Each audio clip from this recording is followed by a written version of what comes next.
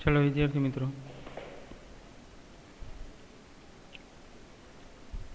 सरेराश प्रवेग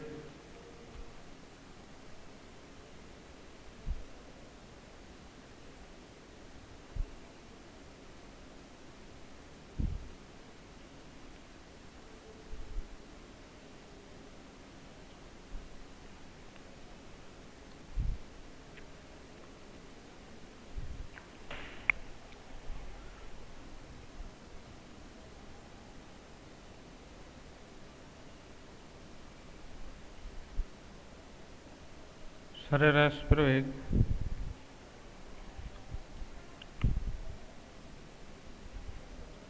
એની definition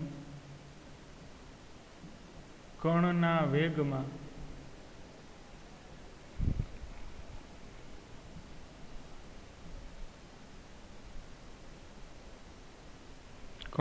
વેગમાં થતા ફેરફાર અને તેને અનુરૂપ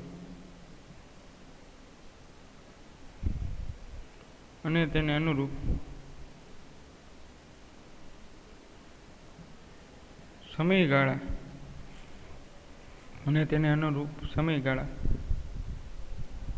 ના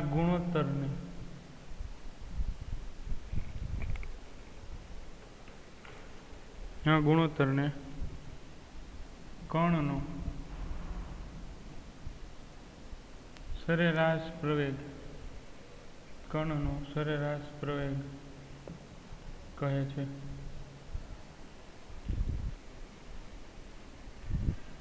તો એની ડેફિનેશન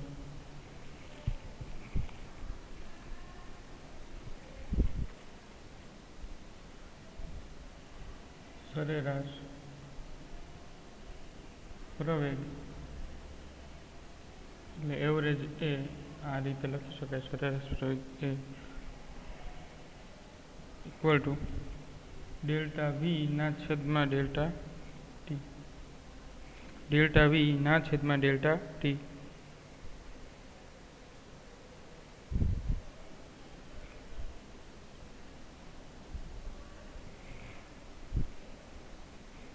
આ રીતે લખી શકાય. Delta v x i cap plus delta v y j cap delta v x i cap plus delta v y j cap ના છેદમાં ડેલ્ટા ટી.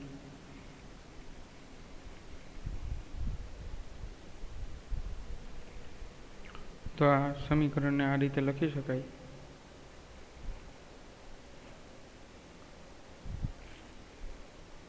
તથા તેથી આગળ જોઈએ. સ્પેસ છે તો લખી નાખીએ. સરેરાશ પ્રવેગ એ ઇક્વલ ટુ એમ પણ લખી શકાય એ એક્સ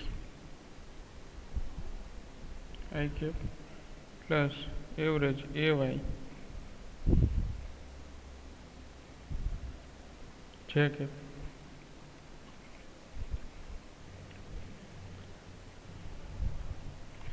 સરેરાશ પ્રવેગ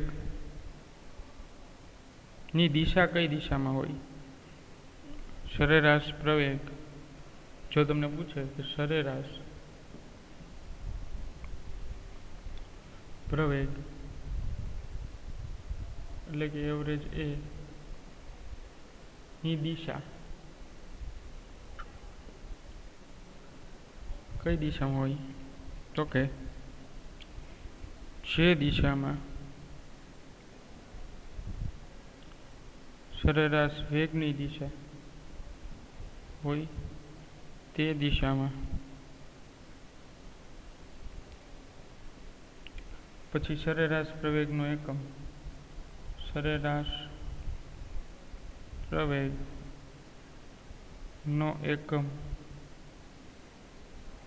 વિદ્યાર્થી મિત્રો, સરેરાશ પ્રવેગનો એકમ શું થશે? મીટર પર સેકન્ડ સ્ક્વેર. તો આમ સરેરાશ પ્રવેગ જે છે ને આ રીતે રિપ્રેઝેન્ટ કરી શકાય છે.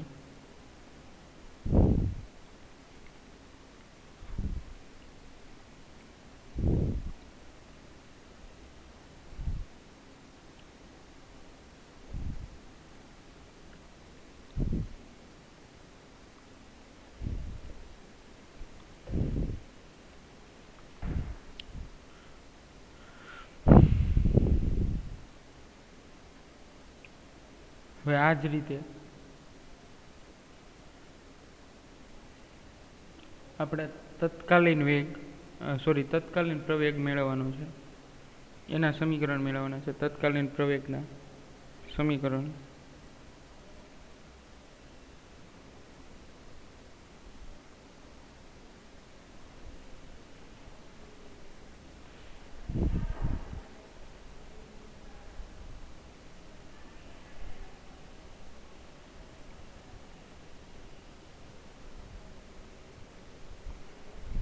તત્કાલીન પ્રવેગ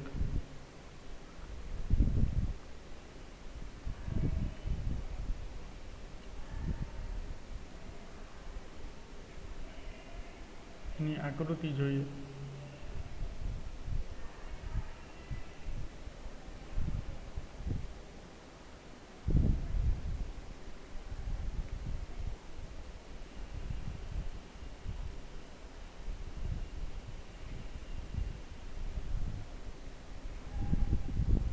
વાય અવગમ બિંદુ, આ ગતિપથ છે, આ કોઈ પી બિંદુ અને આ કોઈ P1 બિંદુ આપેલું છે. તો જો દિશા સતત બદલાયા રાખે છે. આ છે સ્પર્શકની દિશા, અહીંયા આ તરફ દિશા ક્યાંક વેગની છે, તો સતત વેગની દિશા બદલાયા રાખે છે. આ V ડેશ નામ આપી દઈએ.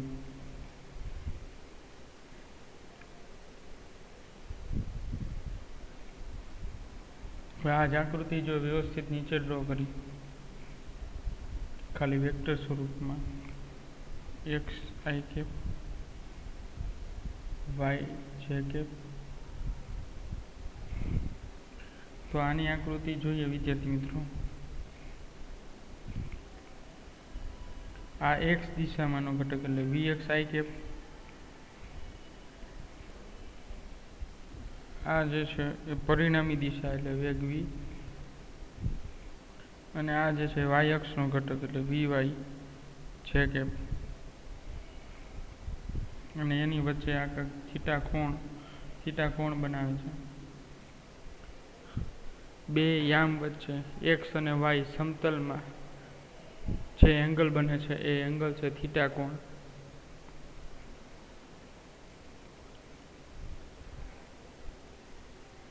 જોઈ લો આકૃતિ સમજવાનો પ્રયત્ન કરો તો જ તમને આઈડિયા આવશે.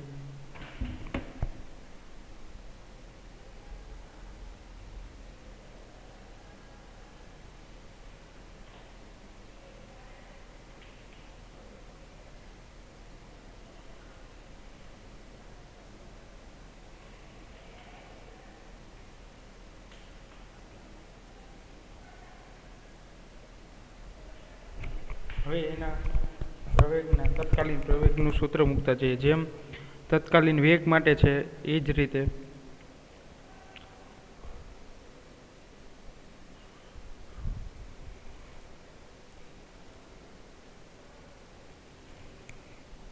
એની ડેફિનેશન આપણે આપીએ. ડેફિનેશન તત્કાલીન પ્રવેગની સરેરાશ પ્રવેગ માટે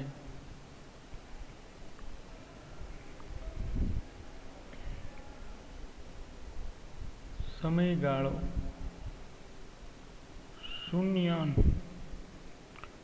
નજીક અથવા તો શૂન્ય તરફ કરતા અથવા તો શૂન્ય તરફ કરતા મળતા સરેરાશ પ્રવેગ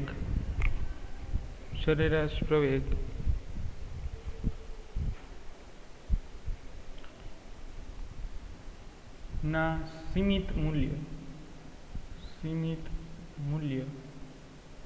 ને સીમિત અથવા તો સીમાંત મૂલ્ય પણ કહેવાય. સીમિત મૂલ્યને તત્કાલીન પ્રવેગ કહે છે. આ તત્કાલીન પ્રવેગની ડેફિનેશન. હવે તત્કાલીન પ્રયોગની ડેફિનેશન આ રીતે લખ્યા બાદ એને આ રીતે રિપ્રેઝન્ટ કરી શકાય.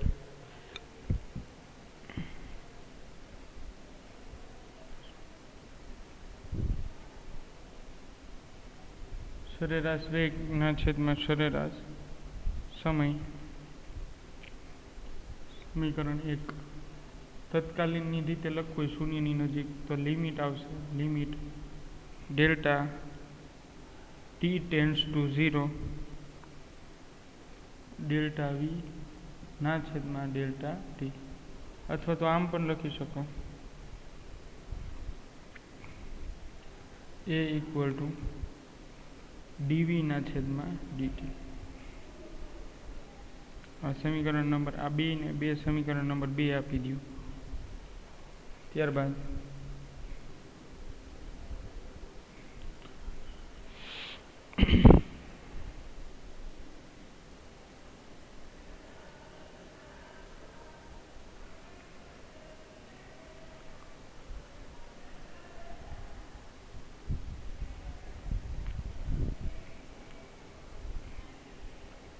હવે વી છે એ બે દિશામાં છે. આપણે આકૃતિ આગળની જોઈ તો જો એક્સ દિશામાં છે ને વાય દિશામાં છે. તો આપણે જોઈએ સરેરાશ વેગ v x i cap plus v x v y j cap. Erase કરી નાખો.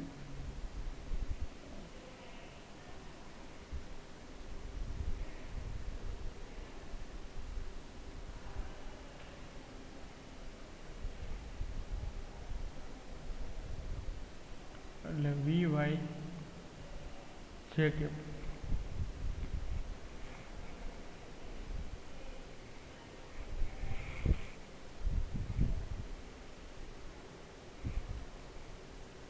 હવે જો વિદ્યાર્થી મિત્રો આપણે ડેરિવેટિવ ફોર્મમાં લખીએ સરેરાશ પ્રવેગ અથવા તો તત્કાલીન પ્રવેગ તો d by d t v x i cap. વીની કિંમત મેં મૂકી છે અને વી વાય જે કેપ. આ સમીકરણમાં આ રીતે છે એ બરાબર ડીવીના છેદમાં ડીટી. તેમાં વીની કિંમત આ છે અને એ અહીંયા મૂકેલી છે. ચલો તો આને આમ પણ લખી શકાય એકમ સમયમાં વેગમાં થતો ફેરફાર. આના માટે તો આમાં આવશે ને ડીવીના ડીટીના છેદમાં d by d t v y બે માટે આવશે. વ્યવસ્થિત લખું d by d t v x plus v x i cap plus d by d t v y j cap. આ રીતે લખી શકાય. ચલો ત્યારબાદ સદિશ એ ઇક્વલ ટુ હવે આ બરાબર જે છે એ વાય અને આ બરાબર જે છે એ એક્સ એવું લખી શકાય. એટલે a x i cap plus a y j cap સદિશ સ્વરૂપે. તો આ તત્કાલીન વેગનું કિંમત મળી ગઈ.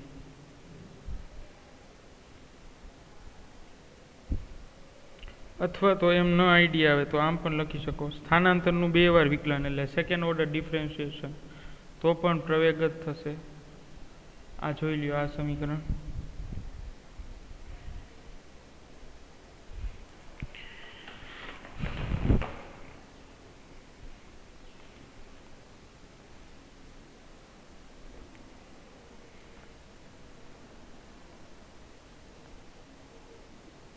ચલો જોઈ લો આરામથી. પ્રવેગ એ બરાબર d square r by d t square આવશે. સોરી અહીંયા આવશે ડીટી સ્ક્વેર.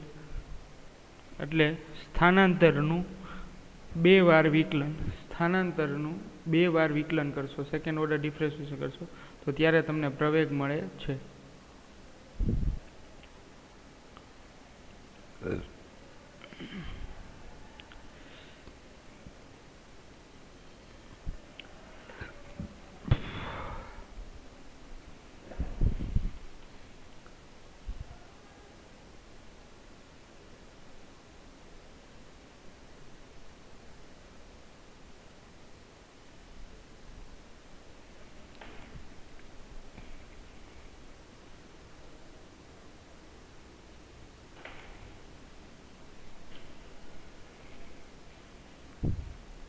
ચલો જો ત્યારબાદ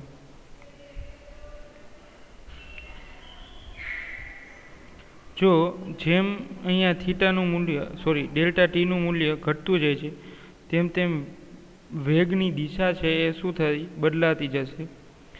તેથી પ્રવેગ પણ બદલાય છે, પ્રવેગની દિશા પણ બદલાય છે. તો આ રીતે આપણે તત્કાલીન વેગ જે છે એ સમજી શકાય.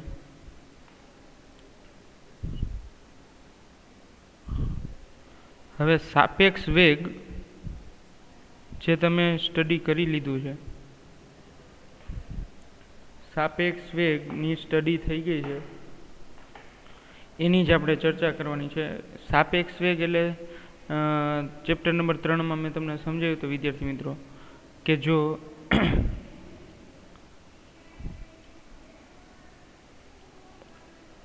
સાપેક્ષ વેગ માટે આપણે સમજ્યું હતું કે જો કોઈ પદાર્થ એક જ પદાર્થ ગતિ કરતો હોય તો ત્યારે સાપેક્ષ વેગની કાંઈ રિક્વાયરમેન્ટ છે નહીં. એટલે ત્યારે ન્યૂટનની ગતિના નિયમો પરથી તમે પદાર્થનું સ્થાન, મૂલ્ય, કાપેલું અંતર આ બધી વસ્તુ તમે મેળવી શકો છો. જો તમને આપી દીધું હોય એક પદાર્થ માટેની ગતિ માટે તો તમારે કાંઈ સાપેક્ષ વેગની જરૂર પડતી નથી. તો ન્યૂટનના સમીકરણ તો છે જ, અચળ પ્રવેગી ગતિના સમીકરણ. પણ જો વિદ્યાર્થી મિત્રો તમારી પાસે બે અવલોકનકાર આપેલા છે, તો આલ્બર્ટ આઇન્સ્ટાઈને જે આપેલી છે રિલેટિવિટી સાપેક્ષવાદ, તો એનો ઉપયોગ કરવો પડશે. એટલે સાપેક્ષ વેગ જે છે એને આપણે રિપ્રેઝેન્ટ કરવાનું છે. સાપેક્ષ વેગ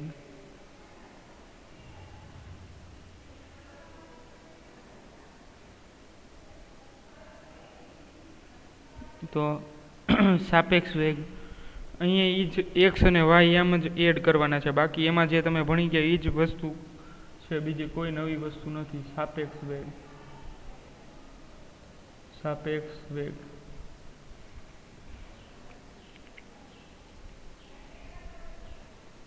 ની સમજૂતી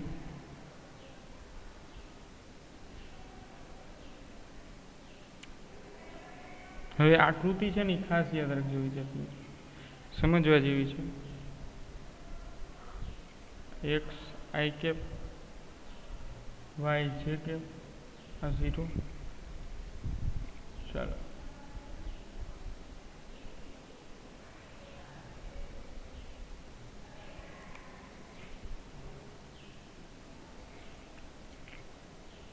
આ સદિશ આર બી એ બે પદાર્થની ચર્ચાની વાત કરવાની છે. એ પદાર્થનો ગ્રાફ છે અને આ બી પદાર્થનો ગ્રાફ છે. તો આ સ્થાનાંતર સદિશ આર બી એ અને અહીંયા કોઈ પદાર્થ નો પોઈન્ટ છે પી, તો આ શું થશે સદિશ આર પી બી, અને અહીંથી આ આર માટે એ માટે છે એટલે સદિશ આર પી એ. આકૃતિના નામકરણ જે છે આરામથી સમજી લ્યો અને જોઈ લ્યો, પછી આપણે આગળ વધીએ. જો ન ખબર પડે તો હું બોલતો જાઉં છું.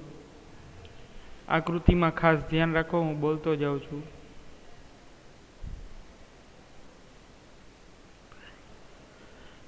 હવે ઉગમ બિંદુથી એની અંદર જે મેં આકૃતિ દોરેલી છે એક કોઓર્ડિનેટ, એની અંદર જો એક પી બિંદુ પાસેનો વેક્ટર દર્શાવે છે તો પી બિંદુ સુધીનું અંતર આર એ વેલ્યુ કેટલી આપેલી છે? વેક્ટર આર પી એ જેટલી આપેલી છે. ચાલો છે વિદ્યાર્થી મિત્રો વેક્ટર આર પી એ જેટલી. સ્થાનાંતર સદિશ એટલું છે. અને ત્યારબાદ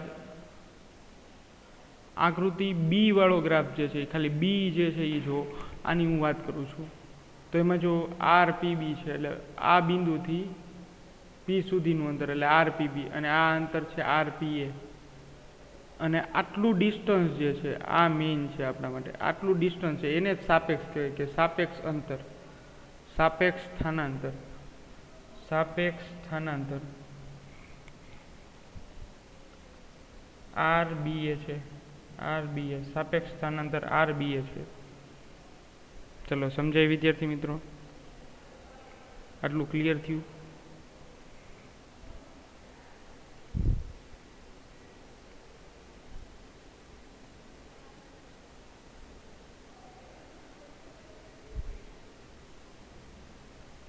હવે ત્યાર પછી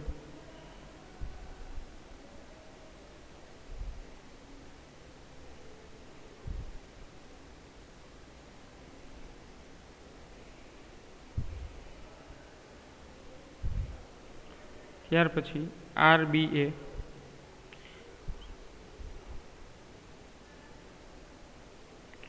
હવે જોઈએ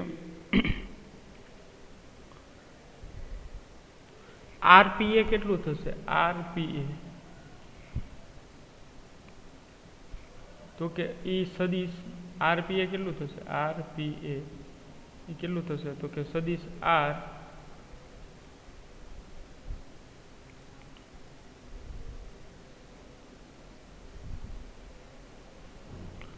BA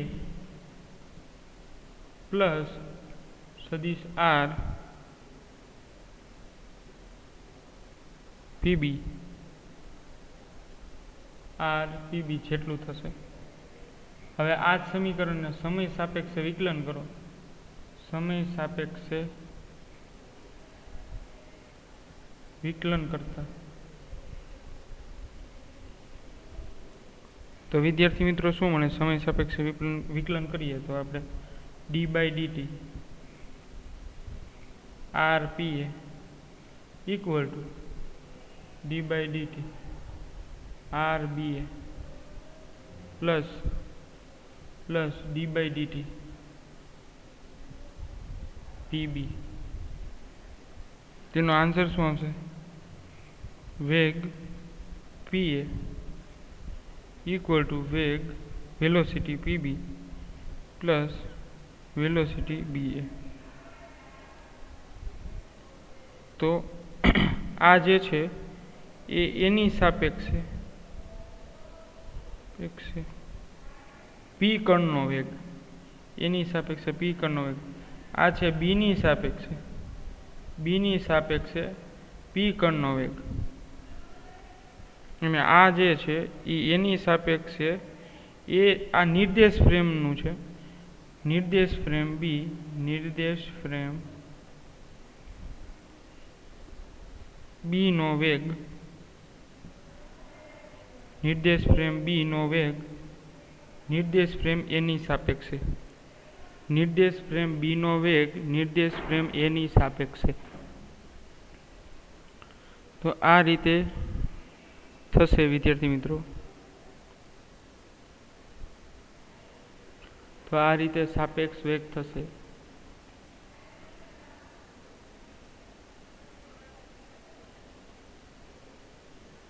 ચલો સાપેક્ષ વેગ માટે આટલું જ છે.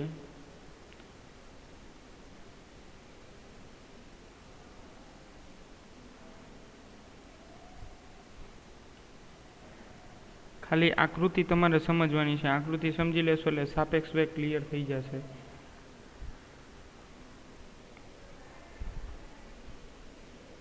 સમજાય વિદ્યાર્થી મિત્રો?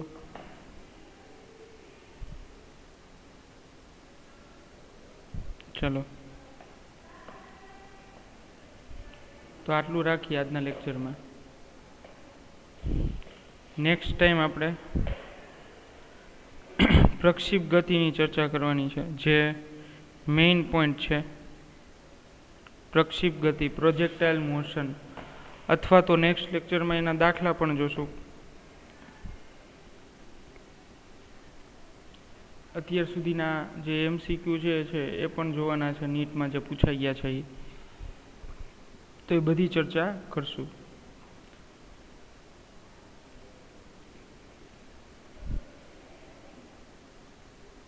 ચલો વિદ્યાર્થી મિત્રો, આજના લેક્ચરમાં આટલું.